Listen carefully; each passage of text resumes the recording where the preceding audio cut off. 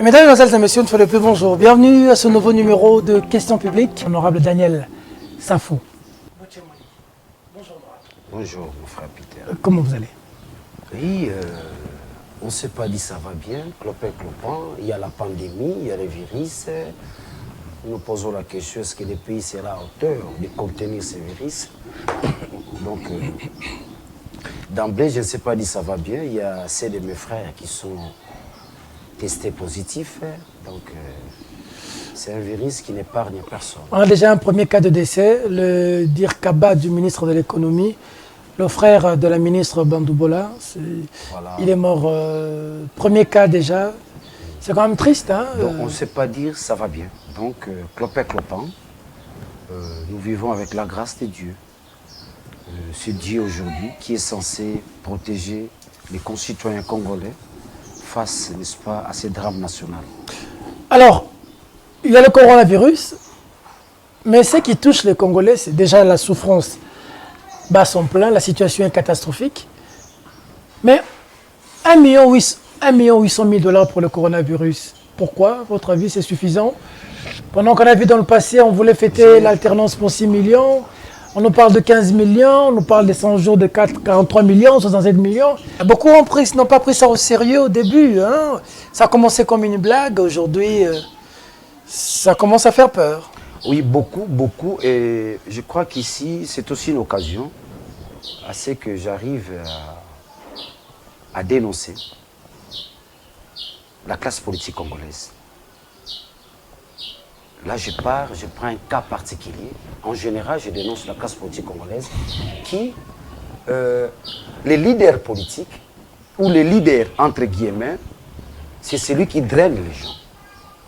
C'est lui-là qui, le plus grand nombre, s'inspire ou s'inscrit dans sa façon de voir les choses. Au départ, on a voulu, n'est-ce pas, politiser l'affaire. Non, les ministres voulaient en faire pour se faire de l'argent au niveau, n'est-ce pas, de l'OMS et consorts. Mais c'était une réalité. J'en appelle à la classe politique. Nous devons chaque fois nous informer quand il s'agit de communiquer. Qu'est-ce que nous communiquons? Nous communiquons du bien ou nous communiquons du mal? Nous communiquons de l'idiotie ou nous communiquons de l'intelligence? Y a-t-il des gens qui communiquent de l'idiotie? Ne me prends pas au mot. Je ne l'ai pas dit. Je dois vous prendre au mot. Oui, il y a ceux qui communiquent de l'idiotie. Mais quand vous passez à la télévision pour dire que non, il n'y a pas la maladie. Et aujourd'hui, la maladie est là. Quand vous passez, n'est-ce pas, à la télévision pour transformer même les concepts, coronavirus, vous parlez de coronavirus, ça c'est de l'idiotie. Ici, je fais allusion à Papa Molière. Vous savez, moi, je n'ai jamais eu peur à quelqu'un. Oh. Oui, je fais allusion à Papa Molière. Il a fait quoi? Mais qui a commencé à combattre les ministres de la Santé? À véhiculer, n'est-ce pas, des infirmités à la télévision. Vous savez, Peter, il y a ce qu'on appelle la puissance de la télévision. Sous autre ciel, les contenus et les programmes sont vérifiés, sont régulés même. C'est pourquoi nous avons ces sacs. Mais regardez la télévision congolaise. Nous véhiculons quoi? Quel est le contenu? Papa Moléré passe à la télévision, qui est mon collègue député, pour dire que non, il n'y a pas de virus. C'est du montage. Les ministres veulent se faire de l'argent. Où en sommes-nous aujourd'hui? J'en profite pour le dire à Lingala. L'objectif de toute communication en tant que politique, devant un tel drame national, c'est atteindre un grand nombre. Un grand nombre. Banengumba Kinshasa, Bolanda Papa Moliarte. Oh. Yaye Buzoba, Pebonyama, et Monani Nanzira maladie à coronavirus. Tala Papa Mokolo. Oya komi na bana ba kokolo ba koko aleka lo beza coronavirus to yebi na monoko na biso lingala tango yo lobi coronavirus lingo lobela nini wana imuru wana ko mema bana ngumba Kinshasa, c'est que moi j'appelle l'idiotie.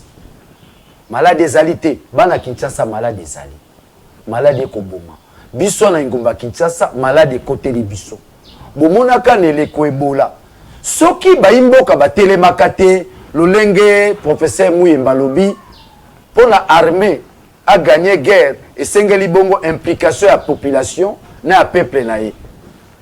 Pour te longa maladie et sengeli moko na biso na ngumba Kinshasa, bongo amitala bamitalisa te malade ezali soko oyebi likambo wana malade ezali nde kozala na bokebi nyonso bakosa bino te bana Kinshasa ndenge nalobaka ntango nyonso ngai Daniel Safu nakosaka te nayebisaka bino bokeba na moto wana tala likambo alingo memela biso na Kinshasa coronavirus ezali te yango lelo ezali te mais tomunda na malade ona te na nzela kobanga ndenge balobi to paniquer te ne faut pas paniquer tokomunda nango na balobi na ba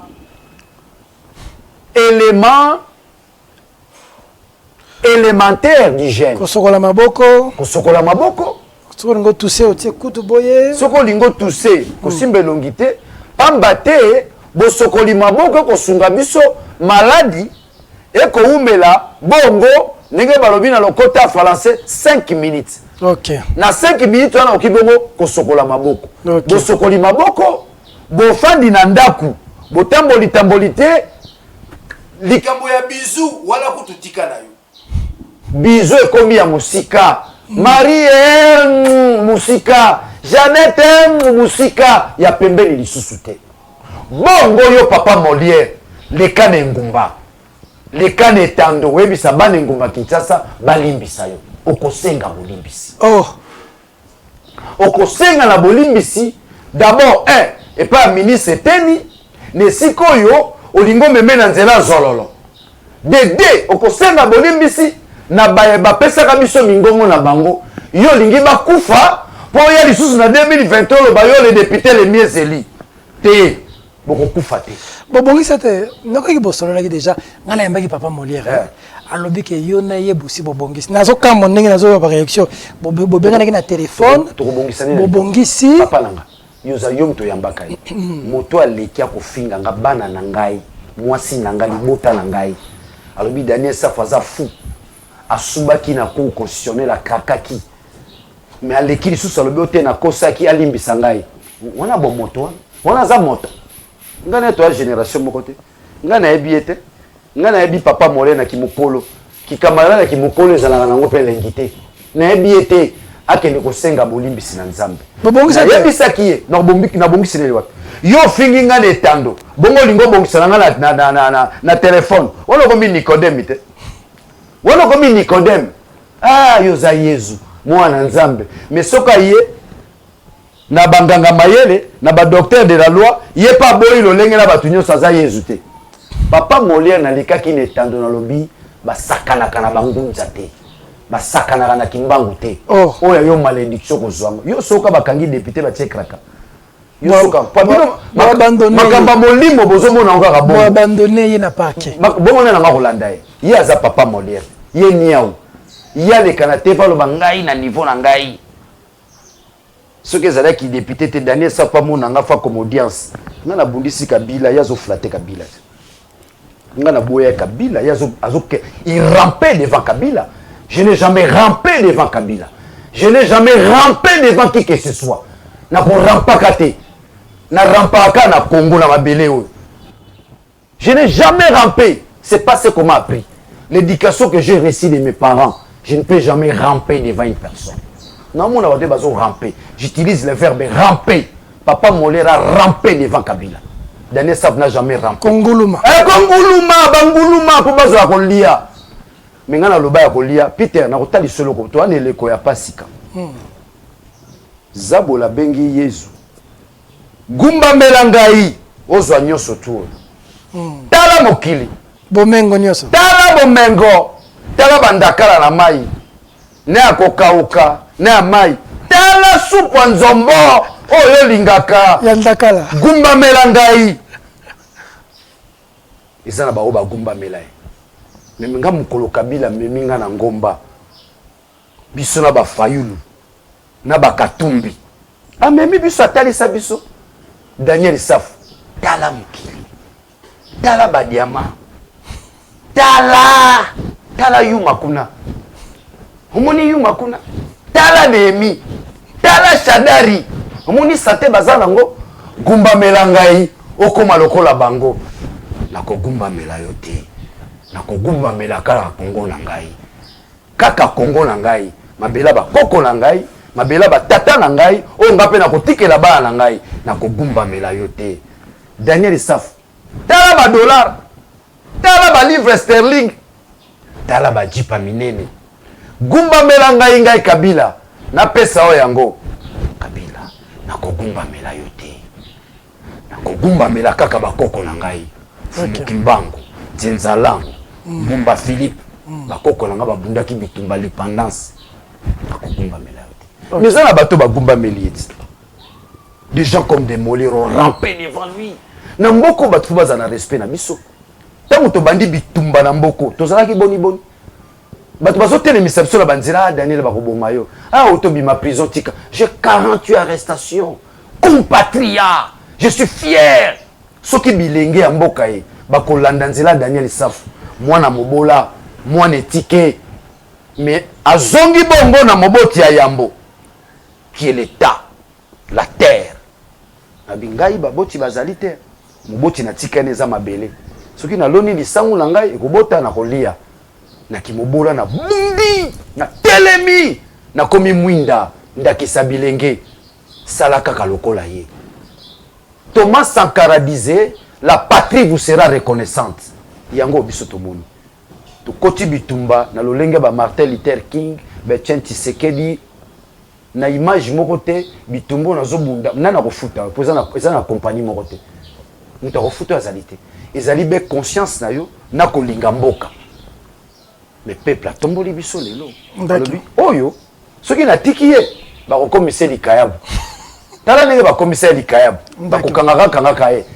Tika na tombola ya koma député na ba immunité na ye ba kanga ka ete. Tango na zalaki be mwana mobola nakanisi Molière nenga yeba na bakasongo na ba général kilikili nde lelo nakasi bako kalinga nga lokola likayabu. Mais lelo lokola za député tokomotala ya na ete ganzo ta 63 kg ya 63 kg ye libumune ya munene wana lelo pe azopesa nga respect soki ezalaki lobi libumu aza na ngona na 63 kg akoni atanga be azomona mwa eloko pamba ti nakomotala 63 kg yango peuple atomboli yango. Est-ce que c'est normal député batie kaka wana ezali ndenge tobengaka yango c'est ça violation de loi te? Non, c'est la violation de la loi pure et simple.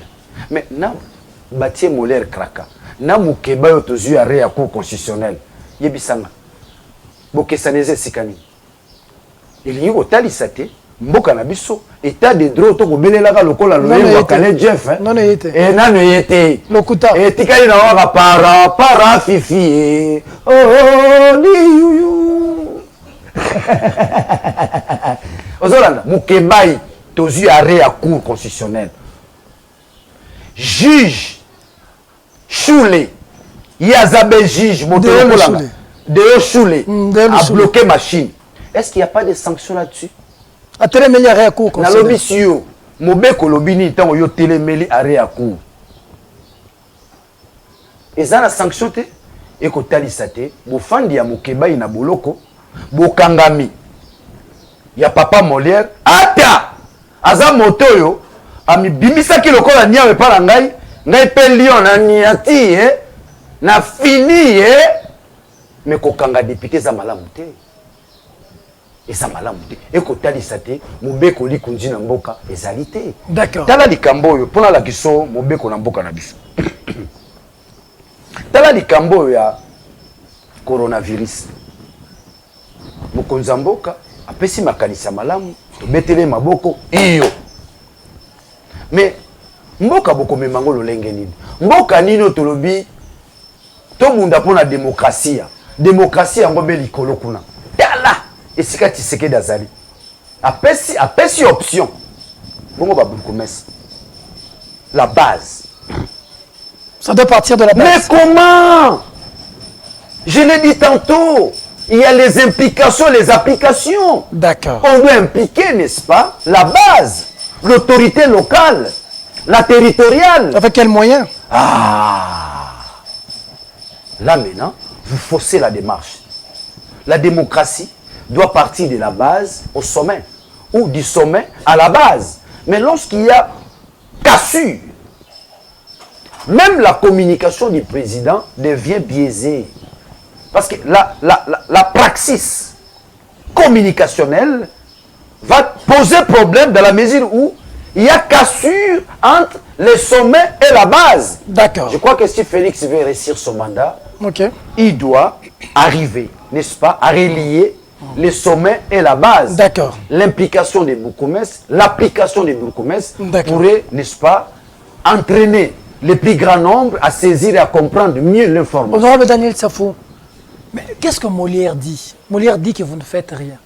Molière a dit que la situation en Congolais changé. Biloko na marché mati susu. Sacha Sikre et mati. Kopo ya loso et mati. Na coronavirus et bagisami. Tant Félix a zoti na biso tika na bandaku. Tokote ba provision na mbongo nini situation congolaise a passe. Molière a lobby que biso ba député tozo sala eloko moko te pour la population. Akosi. Ndeko nanga Peter. Ni ne changer na population. La vérité. Yo zo mta vérité bandaka. Ndeko sala député eza mosala banganga maele. Papa Molière azanganga maele te. Papa Molière abandi musala na ye ya bomoi mécanicien na baka yao. Ngano toza bilenge. Tuna ba mikolo ba yebi na ngomba Kinshasa. Mécanicien na baka yao. Moi na baka yao. Bato ba yebi bakolo batato soka bongi sulio pin makolo ya RAV4 pour nos enfants les apassi. Azaki makasi na musala. Ce n'est pas une élite, qu'on se le dise. Papa Molière n'est pas une élite. C'est un opportuniste. Il a atteint un niveau de popularité. Non, vous savez, vous avez la vérité. Mboko soko lobi vérité. Mutu soka yibi, soka zala muninga na yo, okolobate poza muninga na yo. C'est la vérité qui libère. On ne peut que libérer ce peuple par la vérité. Na koloba likamwa solo. Papa Molière tanga sirisi mosala na ye awa na baka ya mécanicien. Mosala liboso ko zona l'état. Akosala na la voix d'Isaïe. Ozobenga OZRT. Lelo est commis RTNC. Na kati kuna ya la voix d'Isaïe. Azala kite moto motuya. Akosala na bibliothèque d'archives. Là aussi, à Rosala Sibalterne, Pambate, Azala qui kalaka makasite. Oui, Zagara, parenthèse na Fongoli. Ce qui a comme on a fingi, ngala fingi était. Pambate, Mobeko ko kamba biso ba député, et sengi na biso, tozala na limemia, biso na biso ba député. Mais na lingi na talisa na ngumba, na ba imboka, na mokili, mosala ki député, pas qui levé. Ah, ngafona comme député. Bato baye ko bebisa musala ki député ngoza FC7. Yo mona na mboka 17 000 candidats. Pambate mosala na mboka ezali susute. Mosala komi ya bayi politique. Kunande moi pate ko futama.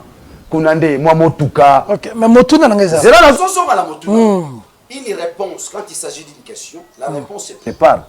Nazo talisa yo. Baye bake na parlement. Pambate sengela ki bakende parlement. Pour qu'on a ba cop ezali. Kuna ba pesa ka ba jeep, kuna ba zwa ka ba crédit, kuna ba futa maka $13 000 selon ces sanga. Oyo kakango ya muriaka mitu ya bato. Bato balobi tokende ko sala politique. Yo bi papa Molière na makamba politique na mboka ye. Bien, biso to belaki papa Molière azala mo école ne moko. To belaki bongo.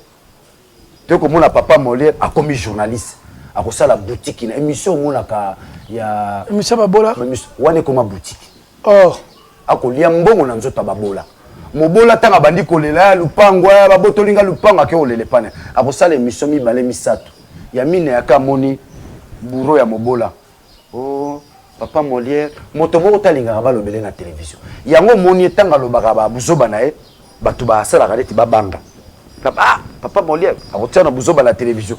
Ah, ngai nzete betela kake bafinga ya solo na lukuto yoki papa Molière te ye moka leki alobi na kosaki asubaki na ete kolinga kaka kobebisa bo moto na miso ya bato kolinga kotalisa kaka moto obino bofotaki aza moto pamba oh moto peuple avotaki aza kalaka d'accord aza moto atangi OK c'est là j'ai une licence en philosophie politique. Musalonga na zosa eza musala. Te mamota nga na yebi. Bon, siko tozonga. Te mayele. Zela na zonga. Oza sen journaliste. Siko na zongi siko. Ona tika na yebi. Siko na zongi. Mais siko makambo. Tango ya zolo ba musala ezaka na parlement te. Ako bandela wapi. Ba grammaire ezole kaka kaboy.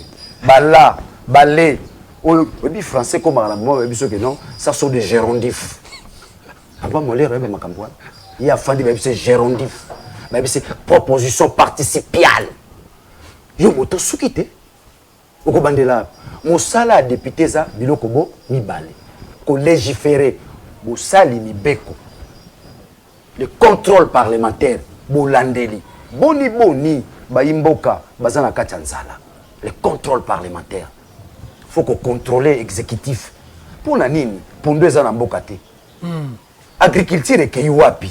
Ce qui agriculture est zabongo, to ko atteindre autosuffisance alimentaire. Batu bakolia bakotondo et wapi. Boni kuluna na mboka. Sécurité wapi. Yo ministre intérieur. Boni. C'est ça le travail du député. Bozo salango. Tout ça là yango. Changement la lingai n'a interpellé ministre. Il y a transport. Dans une information. Politique il y a gouvernement zali boni dans nzela transport. OK. Transport ezaka raté dans nzela motuka. Dans nzela mai. Ne ba ko kufa ka. Dans nzela train ngo pe na habité soke ezala kaka. Boni mboka. Biso tokola ki na mboka na ebaka Sotraz, na ebaka Transam. Tu ebaka société à transport na mboka. Mboka babisi ya suka na mboka sombami auto bengi Transco na 2013.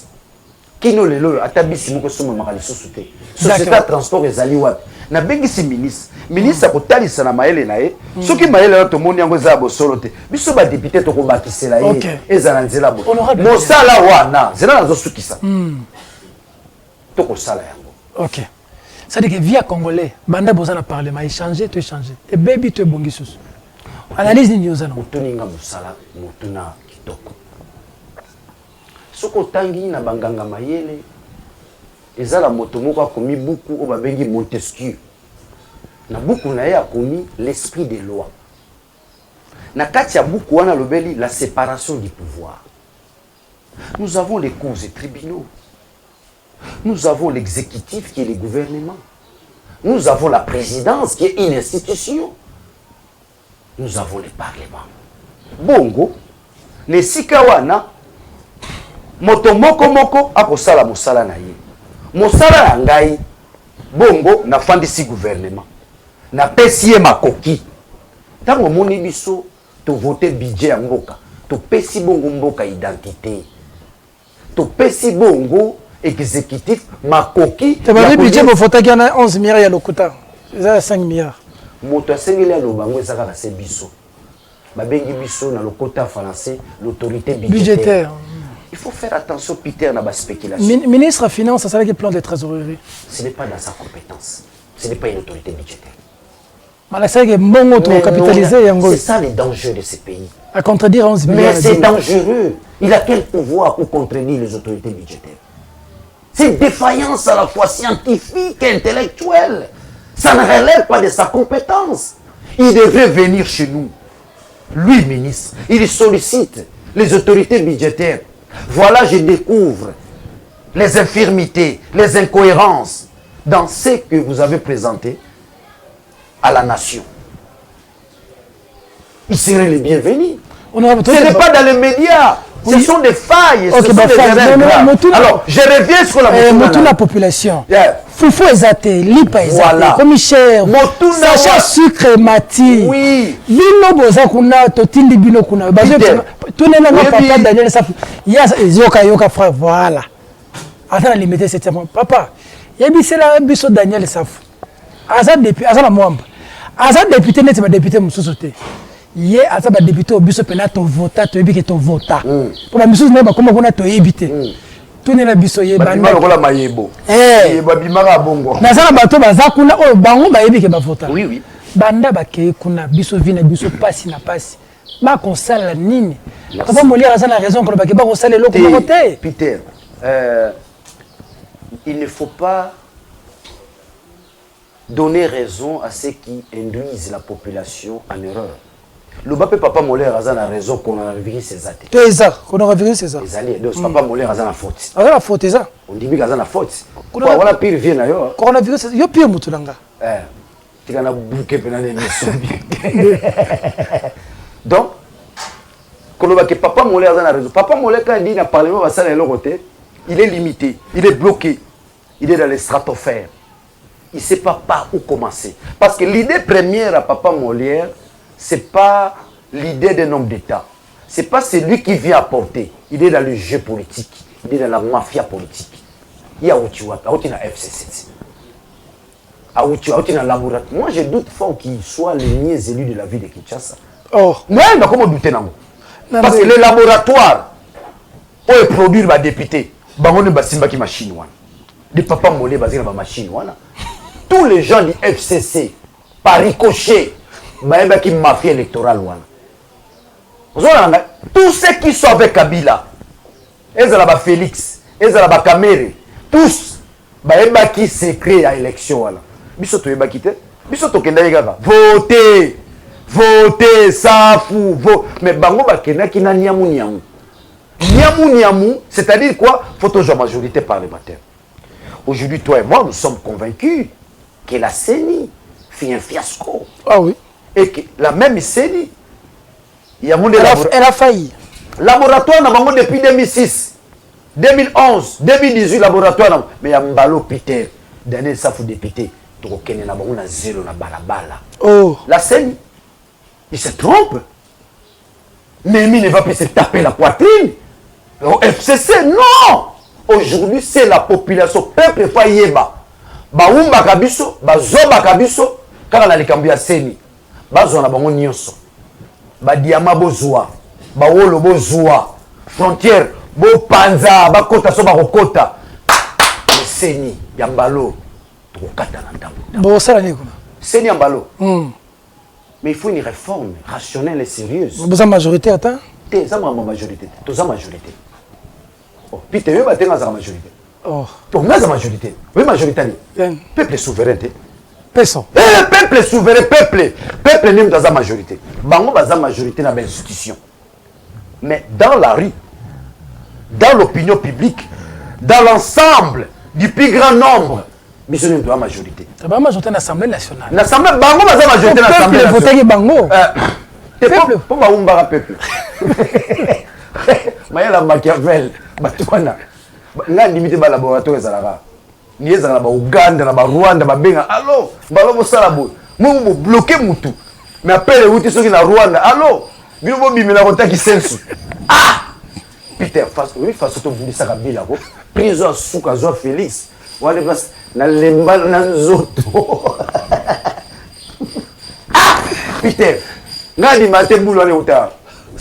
Dans les uta na fois Japon. Voilà ma Kabila benga na la Japon na allo, je suis bloqué.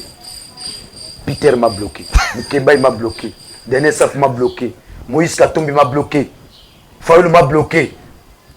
Comment je peux m'en sortir? On t'appelle dans 2 jours. 2 jours à Benga, récupère Félix. Moutabini. Donc, les baratés, on les intelligences, les apérises, mais comme métaphysique. Moi, je vais faire un peu non, mon frère, comment on a bien préparé le terre. Ça va. Tu as grossi toi aussi. Du sociodrame. Du sociodrame. Oh. C'est-à-dire que vous avez affaire à une pièce théâtrale montée par 2 personnes et le peuple est là, il assiste. Il assiste à ce spectacle-là. D'accord. Donc, ça me dépasse mon entendement. Et là, on est bloqué dans la salle. Moukou n'a pas vaincu. Azer vaincu. À la puissance à Saint-Esprit, il y a comme on a. Makambo ko sala malabo moina. Muku na bongisi ba via matembele na Kinshasa. Na kumuna. Ukukende Paris. Zamba za kulakisa. Bumo inaweza kubaluka. Ukukende zamba za kulakisa. Mwana mobali unamwona mwasu balingi babala na. Zamba tali singai. Lobi pomoni babala ni. Lobi pomoni mutake Paris. Opesa ka 10 mite opesa 10. Mais Kabila a bloqué beaucoup. L'ongoli c'est Bible a même un éveil patriotique. Oh là là, Kabila a bloqué. Abani n'a dépouillé. Abani n'a dépouillé na aspiration religieuse. À cause ici un éveil patriotique. azalaka rwandais azalaka rwandais oh yo bandaka tofana na mboko bangwanda bazoloba basafu bamukebai yo fandaki mien Peter tant on a liboso na je fais un grand travail hein. C'est-à-dire quoi la reprise n'est-ce pas de la lutte dans sa forme originale. Ah bon? Lorsque Félix accepte de cohabiter avec Kabila, le nom dit c'est quoi? C'est l'interruption de la lutte. De lutte et Sili. Ils ont gaz zéro. Lutte et Koufi, c'est-à-dire que Tobongisa Mboka, Oya Kombia Nazamwana Mboka, Tokotonga Mboka, Tosukisie, Oya Zalaka Nazalaki Mwana Mboka te, Siko Mwana Mboka Yana ko changer. Et si nous, les Daniel Saf, nous disons, Tolanda Félix, Poisson de Bonabiso. Moi, Tshisekedi. Moi, Tshisekedi. Oh, yo, soutenant. Oui. Nous serons, les pays seraient où? Sans litres. Nous tous, nous devenons des kabylistes parce que, oh, tout à la base, Kolanda raté, au FCC, au cash, ça sont des concepts montés en toutes pièces. Ce sont des kabylistes. Tous. Tous sont kabylistes. Et Félix. Oh, boni papa, non. Baba kabylistes.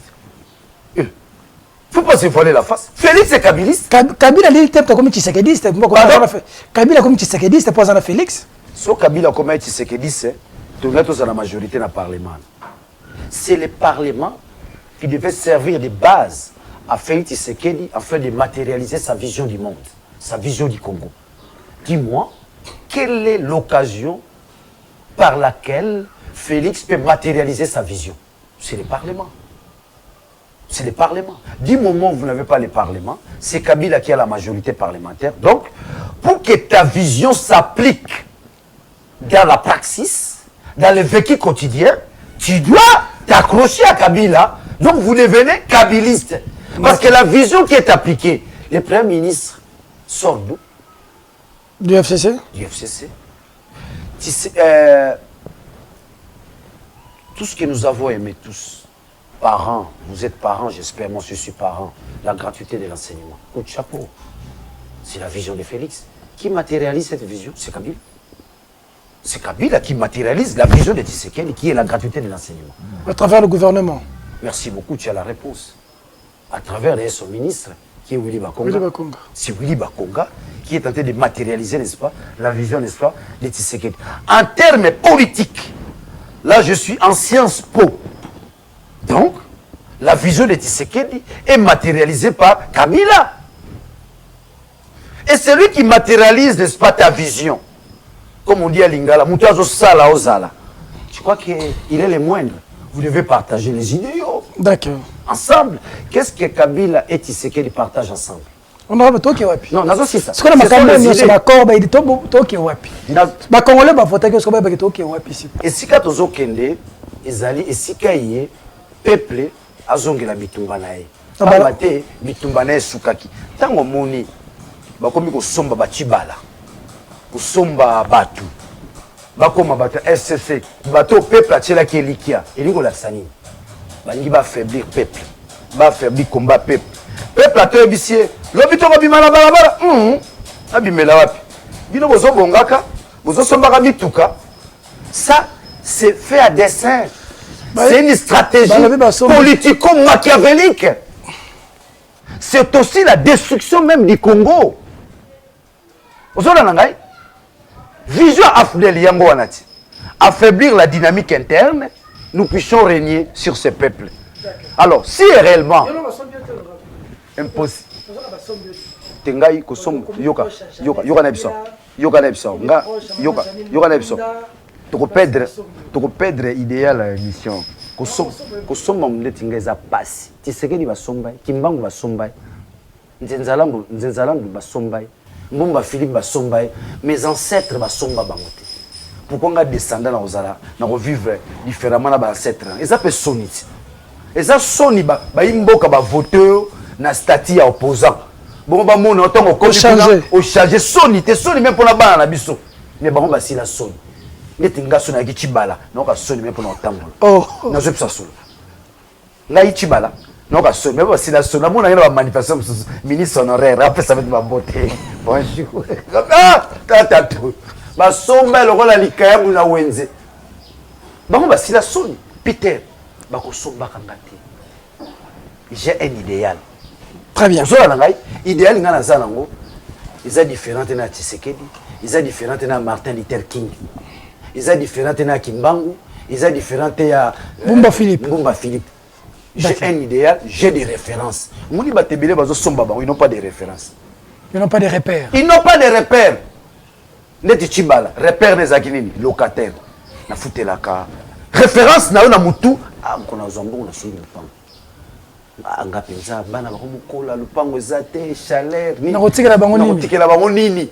Quand tu en fais ta référence, ton repère, les matériels, la vie sur la terre, tu ne vas pas t'en sortir dans une lutte. Quand Mandela fait 25 ans en prison, il n'y avait plus sa femme en tête, il n'y avait plus ses enfants en tête, il n'y avait que l'Afrique du Sud dans sa tête. Quand Kimbangu fait autant d'années en prison, une trentaine d'années. Trentaine d'années en prison, Diangenda n'était plus dans sa tête, Dialonga n'était plus dans sa tête. C'est le Congo, la réappropriation de la nation. Et quand il dit les blancs deviendront les noirs, les noirs deviendront les blancs, tu sais que ça a bougé l'humanité. Tu crois qu'on n'a pas voulu les corrompre? Mais corrompre par rapport au Congo, il y a mon émission. Talaba diamant, talaba mbongo, gumba melangai, na pesa oyango. Que se passe-t-il avec Mike Mukebai finalement, honorable? Ce qui se passe avec Mike Mukebai, ça c'est un grand message au monde. Ça prouve à suffisance que les droits n'existent pas au Congo. Sous Félix Tshisekedi. Non, regarde, ça prouve à suffisance que l'actuel régime n'a rien apporté en termes de changement. C'est-à-dire que nous sommes dans la continuité diabolico-machiavélique. La destruction du Congo. Ça prouve à suffisance. Les gens peuvent beau crier, Papa Lobakie, le peuple d'avant, on a bien mis para fifi. Et comme il y a docteur Nico, Kale Jeff. Sous la barbe du régime Tshisekedi, Mike Mukebai est en prison avec ses immunités. Ça veut dire que la loi au pays n'existait pas. Et l'avantage dans tout cela, c'est quoi? L'avantage dans tout cela, ça cadre avec les discours de Lamuka. Parce que le problème du Congo aujourd'hui, sur le plan interne, nous, opposition. Lamuka existe toujours? Oui, j'ai dit, Lamuka existe toujours. Ah bon? Mais devant son impuissance. Fayoulou à gauche, Moïse à droite, Bemba en haut. C'est pas à gauche, à droite. Vous savez, Peter, nous sommes jeunes. On ne doit pas nous apprendre cette politique-là d'innocence. On ne doit pas nous apprendre cette politique-là d'hasard. Nous devons éviter l'anti-hasard en politique. La politique des choses se prépare. Nous devons donner à notre peuple l'intelligence et la sagesse qui démontrent que demain, c'est nous qui allons, n'est-ce pas, prendre le pouvoir. Ce n'est pas dans l'aventure, ce n'est pas dans l'amateurisme. Moi, je suis opposant, je me prépare pour que demain, nous puissions gagner tous ces clans. D'accord. Tous ces clans qui se disent Cachet, FCC, mais ça demande de la préparation, de l'intelligence. Hier, l'audience a été annulée par un coup de fil. Déo Lucholet a appelé à faire coronavirus. Il a annulé toutes les audiences qui devaient statuer sur la sortie de Mike Mukebai. Il devrait encore rester là-bas probablement 4 semaines avec ses immunités. C'est pas grave. Là où nous gagnons, Mukebai souffre. Là où nous avons la victoire, le Congo vend son image négativement au monde.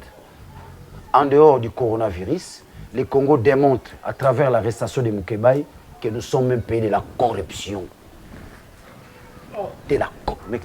Mais pendant que nous avons l'arrêt de la Cour constitutionnelle, mon frère, un magistrat, au nom de Déo Choulé, peut bloquer la machine. Il est qui vis-à-vis de la Constitution?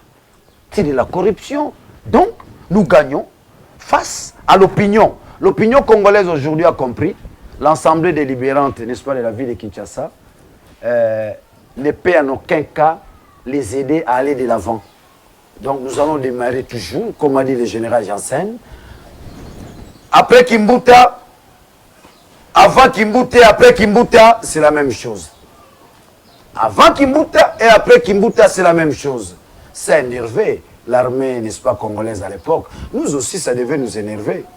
Avant Kimbuta et après Kimbuta, c'est la même chose. Comme on a dit tantôt, avant l'indépendance est égal après l'indépendance. Qu'est-ce que Kimbuta vient faire? Kimbuta a produit de la saleté à Kinshasa. Et Gentini produit quoi? Gentini aussi produit de la saleté. Kinibo Soto. Oh. Kinibo Soto. Quand il est chez lui à la maison, il y a Gangi. Kinibo Peto, Kinibo Peto. Sora Zogab Simon Sine. Ah, Kinibo Soto. Qui s'assoit au Bongate. Oh. Lui, il dit ça lui-même, Gentini. Kimbuta l'a dit, non?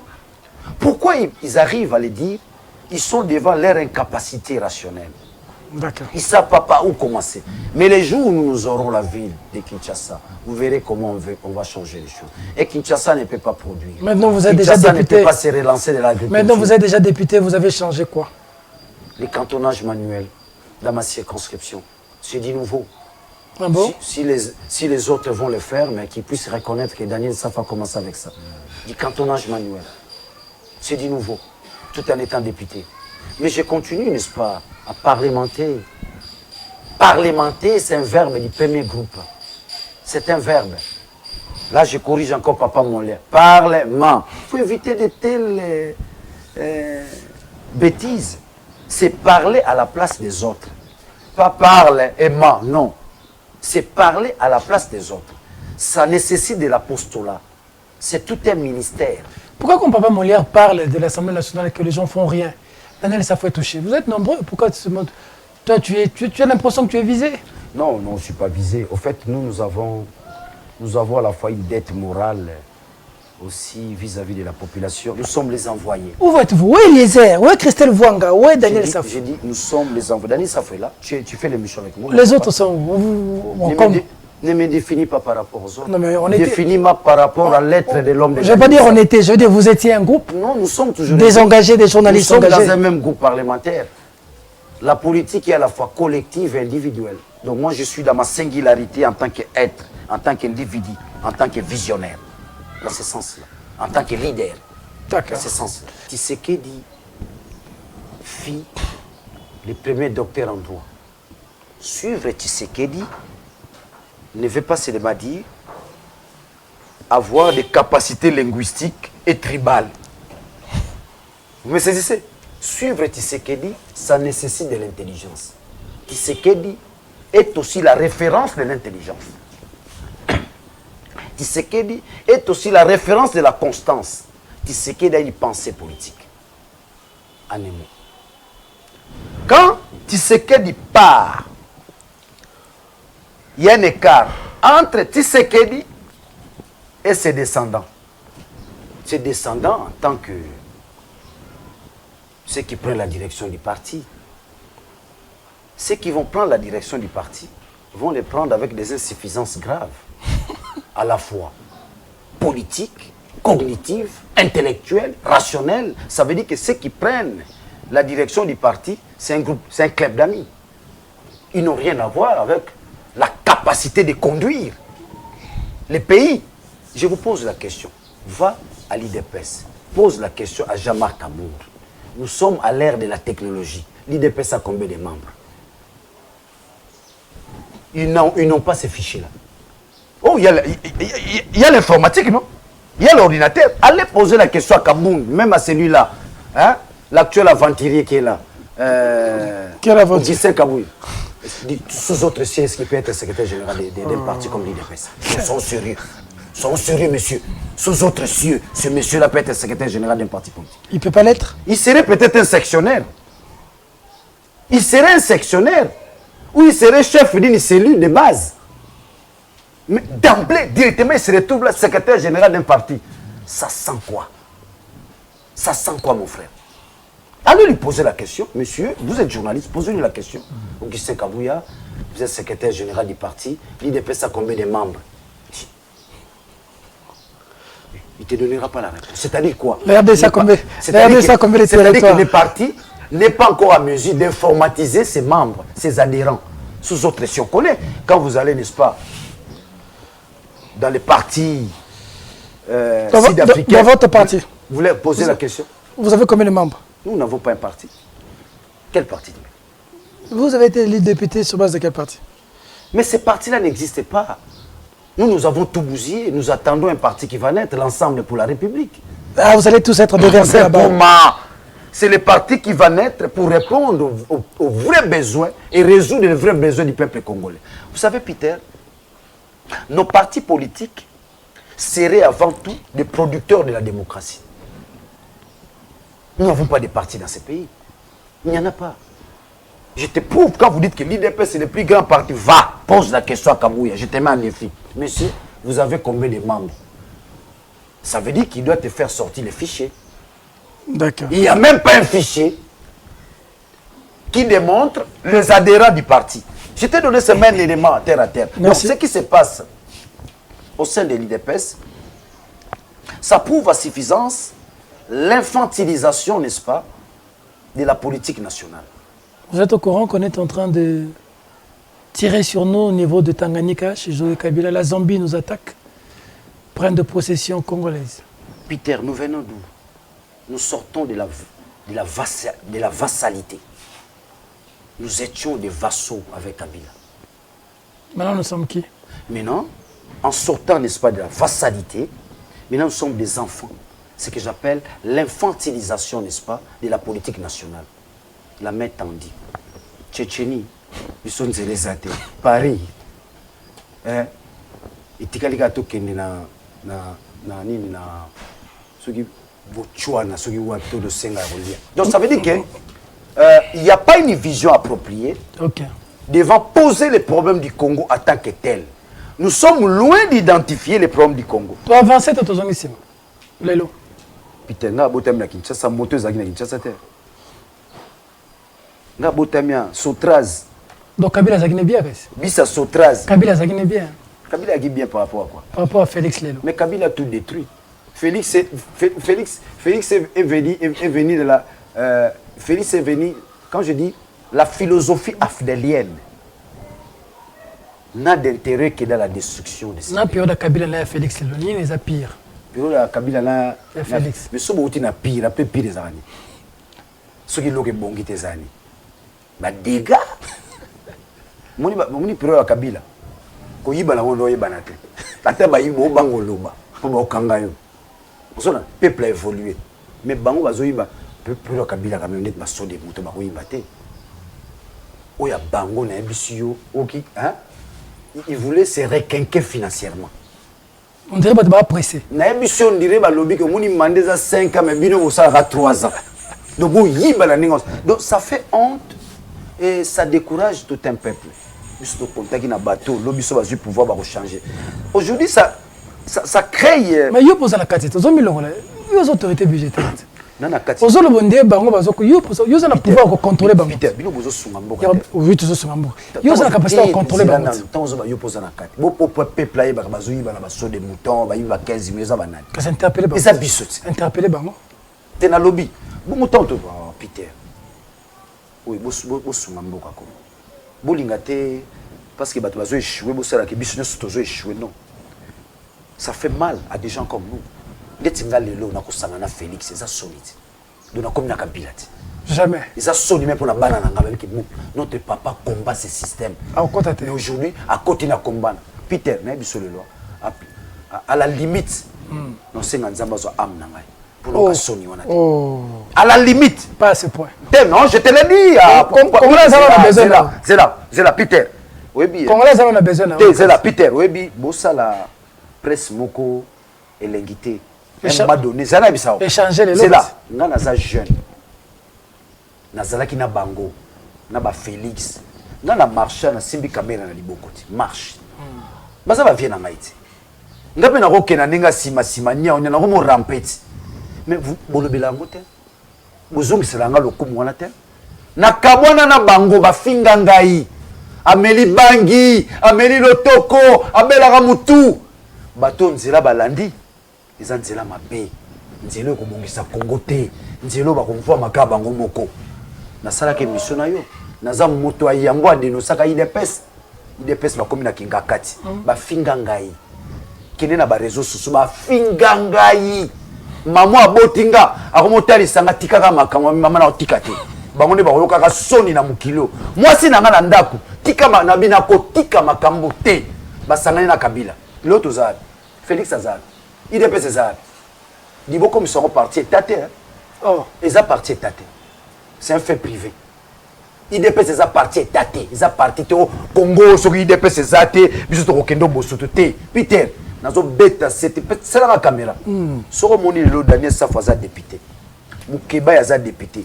Il y a un qui s'attend. En dehors de IDPS, ils ont la force aux matin. Ils ont la force aux matin. La force les ambitions.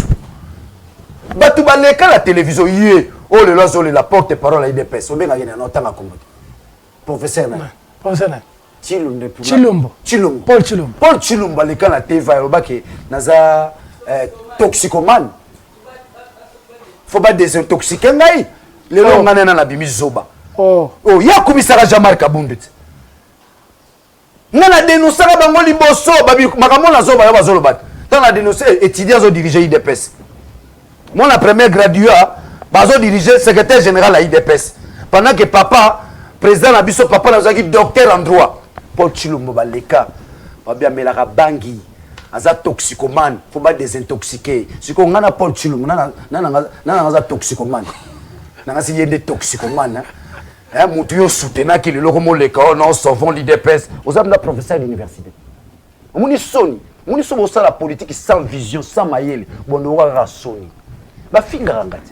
Je suis le premier à dénoncer Okise Kabouya, Jamar Kabou Nabi, bateau bazo sala cop na parti. C'est moi qui dénonce Jean-Marc de Louisa. Il est kassayen, aza katangete. Depuis ngai mutaliboso. Na bien aza kasayete, aza katangete, aza kassayen. J'ai mené des enquêtes là-dessus. Ba fingangai Paul Chilumbo. À l'école d'émission, à traiter un toxicomane. Je vais les désintoxiquer. On dirait qu'on a vu qu'on désintoxiquer. On l'aime dans la télévision. L'émission est là. Bref. Avant quand la porte Chilumbo, on appelle ça mot d'ordre. Bon voter Daniel Safouté, bon voter Moukeba Ité. Ngamona Kinshasa. Bino boya koya. Bon matela biso. Biso le loto le kaba député. Ça la bango Sony. Baoka Sony. Sony on est là tabango. Lelo nazoka oh Jean-Marc de Louise ba toxicomane yo ne toxicomane siko o mimi toxicomane ya solo peno leki na TV Daniel Saf c'est un toxicomane il est en train de s'attaquer à Jean-Marc Kabund tala lo koso na flatterie na politique c'est que memi bango il voulait flatter Jean-Marc pour na bazo ba positionnement na parti lelo bazu ba positionnement Jean-Marc Amaza suna tinate nga nazo encourager dinda mana mais mango tina libulu zika zoke zika parti am fana na wana nous constatons que l'IDPS dans sa forme originelle qui ça parti à Banganga Mayele. OK. Hein? Vous avez des Marcel Yao. Vous avez des Vincent Boakien. Hein? Vous avez des Docteur Pongo. Vous avez des Rémi Massamba. Hein? Secrétaire général Nangai. À l'époque où je suis cadre idéologique du parti. Ngaza a diplôme à parti wana. Na relation comme sous. De Valentin Moubaki. Oh, Batamayele. Mais bah renverser là on a minute mouké pour des intérêts du ventre. Que tout ça ba zoba pour te contrôler la bango. Ba tchebe ba zoba ngo ba dindami. Ba dindami. Donc pour te dire que c'est une occasion, c'est pas une émission, c'est une réponse à Paul Chilumbo. Paul Chilumbo. À l'époque, porte-parole de l'IDPS, c'est un collègue député. Il est toujours porte-parole de l'IDPS. Oui, à l'écart. Il est collègue député. Il m'a traité de toxicomane. Ok. Mais n'a répondu à raté. Mais le long à la monique Paul Chilumbo est un vrai toxicomane. C'est-à-dire que ce que tu as embrassé hier, aujourd'hui, au niveau de nos sangs. Vous avez mes salutations à Jean-Marc Kabou, mon vice-président. Dinda Mawana. Tiens mon soutien. Mon tonnerre à Souka. Ah, on est là, on a une émission. Tout le monde qui est Félix, qui est Libunga. Peuple Azana Libunga, pas au Kenya Libunga, Azana Libunga. Peuple qui s'est retrouvé. On a eu l'élu du peuple. Makanisini nous avons fait ça l'élo, pas Félix. Pour ce que Félix a échoué, le peuple a voté qu'il peut souffrir. Pour épargner, on n'a pas si on a. Makanisini nous avons fait ça Félix. Aussi c'est mission. Ce qui Félix a échoué, c'est-à-dire le peuple a souffert. Le peuple a sanctionné en 2023. On a 24 voix, on a réélu. Donc, Félix, le peuple a souffert. Nalobi, yo tuninga motuna te. Kolinga te na peso ya no ndenge ozolinga na motuna na. Yo tuninga question. Ce qui Félix aza na kati ya libunga. Ça veut dire ce que échoué peuple osali a souffrir. Peuple aza déjà na misère. Pour bima na misère. Peuple aza déjà na misère. Pour peuple bima na misère wana esengeli ye peuple wana apona bakambi o baza na boanya baza na mayele baza na vision. Bakambi les ambitions. Lamuka. Bakambi na Daniel Safu. Bakambi na Mike Mukebai. Bapesi biso bokonzi. Bokonzi oyo epesi biso ndingisa te ya kokumba bango. Nesika molei, nesika lotiliki, nesika ya mai, nesika ya kelasi, nesika mosala, nesika bofuta mimalabu, nesika kobongisa banzela. Bapesi yango Félix. Bapesi yango Kabila. Bongo ngai, napesi likanisi nini? Likanisi na ngai, po lobi pe papesa ya mingongo, nga naza na opposition. Nakopesa maele na ngai te. Nga na lingi, Balobi na opposition républicaine. Ngai te, ngaza. Mais je la pardon, Peter. Lamuka. Ceux qui ba Moïse Katumbi. Ba l'opposition républicaine. Ba Fayulu. Baza na opposition républicaine, nga naza na opposition radicale. Ceux qui étaient beza bongo. Nga naza na binot. Bilo nyos na binot. Ngai Boza na opposition républicaine. Opposition nga nazo sala eza opposition Tshisekedi na kisa ngai. Peter na kola kiso likambo. Mokolo Félix akoyamba biso ba député. O tsheli bola poche. Boko langeza na. O yebisa ngai. Oui pour la ni. Etienne Tshisekedi ça. Tshisekedi ne mutala kisa. Mokolo ya kutana na Kabila loboko ezalaki na libenga. Ngam kona kutana Félix na kotia liboko na poche. Batu bakoyebisa ngai. Yebi bata songi. Nongola liboko. Poche tena. Tshisekedi na mobutu. Tala liboko na poche.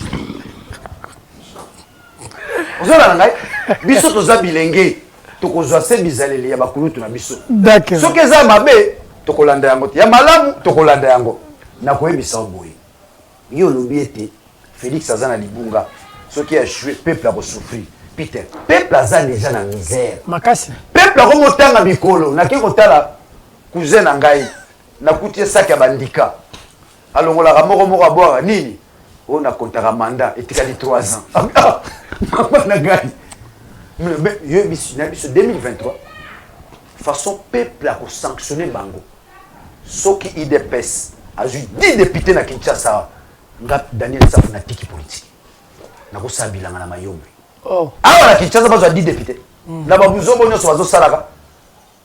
Mais ça na mokolo peuple alingo telemela bango. IDPS eza parti etate. Basala ngo peka na limité. Mokolo ba kobima na mokili. Nde ba komona ba mode d'ordre na ngoti. Tozelaka bango basala ngo na limité ngaza Elia Moamba. Tozo étudier bango. Ki sakata na mboka tala bake kokanga commune ya Ngali. Est-ce que ça normal? IDPS eza parti etat. Tozongi na MPR ekufati. MPR ekufa. Bo IDPS ne ko kufa te. Soki banganga mayele bazali susute. Peuple azomona buzoba buzo salaka. Peuple rotika binote. OK. Ozola basala ngona limité na makwena bangwana. Tozelaka bango babima na mukili. Mukoba obima na mukili. Ndoko ka ba mode de biso to koti makambango. Ozosala na c'est ce qu'on appelle la révolution du palais. Merci. Même ko ba ko bimisa na Congo. Ndo mona siko moni ba mboko ezaka bango te. Je me suis retrouvé ma tobimisi maseke. Na resi misu ba otika na mama politique. Atika no saso politique na ko teka ndaka na teka na Luisa na tiki nanga. Ozola Kinshasa eza biso. Les gens veulent croire que bali bazwa Kinshasa. To moni ba onde bazuyo. Nde ba okatsa po Luange. Ba tondia na Kinshasa. Soto bandito identifier na Kinshasa bile ba otika Kinshasa. Ebele ba tondia za na pasa olala te. Aza na pasa ofanda te ba tondia ba osala ba des autres otala bango. Donc je reviens à ta question. Dans l'obité que nous avons un Félix a échoué. Pambate, ceux qui a réussi la mission, peuple n'angaï peut pas recevoir tout. Mais ceux qui a échoué, peuple a salarani na salarani. Sanction populaire. Merci. Au Bungina histoire. Merci. Honorable Daniel Safou, pour avoir répondu affirmativement à notre invitation. Vous répondez à Nyoso. Puis vous avez pire mouton. Oui, mon pire bien mon kilébé que yosa pire mouton ya kati. Okuta. Viens à Zobategi à Rome tapenda tension dans les vies. Les abatala, ba viens à bunda combattre la molière. Peuple a voté commerçant nous a bénéfice naï. Viens nous a bénéfice naï. Mais 2023 Peter na biso ngam nous allons mieux il a vu la Kinshasa. Oh, ndé nazo garder ligne na timbeli pe politique yango à les mieux. Molière vous avez ria bibi les mises il bonga mutu moi maye les ana mutu nazo bunda mutu. Merci beaucoup. Yo aussi vient nous sena verbe être na conditionnel présent des informes. D'accord. Ou ma présence assemblée nationale. Ah respecter ma bunga. Moi c'est na maye na ye. O diriger ba to fandi bino ba pesa ngo Molière. Alors bani. À vous. Merci beaucoup. À vous. Merci beaucoup. À vous. Merci c'est bien. À vous. Yo monsieur ko pour la Molière to pour la matron aviateur. Oh pede moi yemo lui yo kana maile to tanga ya iba maile pas mal cher. Yo zara bat bolo ba image na. Ka la zara rata. Tenga coopérative. Yo zara ba no utiliser na kana. Yo zara moni ya ko zo ma image ba kainga wana bino ba kala. Seulement la bino nga zara. Obi ke ngana limbisi na kala mamba Caleb na limbisi viana. Oh. Ngana na boy. Na sali kande ne so Mandela sala. Ba mindele ba nyokola e alimbisa bango. Ngana limbisa pe Molière. Ya? Vomi naza na Caleb. Caleb afinga ngate. Vomi kutu Caleb akanga ngai ni mafinga ngate. D'accord. Bon, on limbisa Molière na kamuni. Oh. Ale kana teva bia sengi mbangu pardon. A reconnaître kimbangu yende mutambanda combat politique. Akomisa kimbangu. Akomisa mvulusi. D'accord. Asenga pardon na peuple. Peuple congolais bolimbisa ngai te. Ngana zana ngaka nde balobaka na français serviteur inutile asenga bolimbisi na bana moamba. D'accord. Soka salon te mitali masala ngai bisenga o vie libume ko mokita bia da salana na mvulusi. Merci beaucoup et monsieur c'est l'honorable. Clin d'œil à Mike Mukebai Nkoso. C'est vraiment triste hein affaire Mukebai, nous arrivons à relayer l'information. Mais malheureusement, Peter, ce n'est plus triste. Beaucoup de conflits. Triste. Il y a pas de Mukebai na plus. Nous sommes là. Mboka na bino zoka soni na libanda. Yo ba français mo zo ba non le Congo la constitution. Affaire Mukebai Félix c'est grave. Hein? D'accord. C'est quel genre de régime? Nos confrères journalistes, vous ne relayez pas assez. C'est vraiment triste que quand ce que Mike a bimé à tout le monde a posé, Boké Belé n'a pas pour je suis Mukebai. Mais Mike est en difficulté. Nous constatons une timidité dans les relais des informations et c'est triste. Oh, Daniel, je suis en train de conclure l'émission, monsieur l'invité. Merci à vous de la sympathique attention que vous nous avez accordée. Protégez-vous, lavez-vous les mains. Le coronavirus ne se propage pas de soi-même. C'est nous les individus qui propageons quand nous nous promenons. La meilleure prudence, restez chez vous.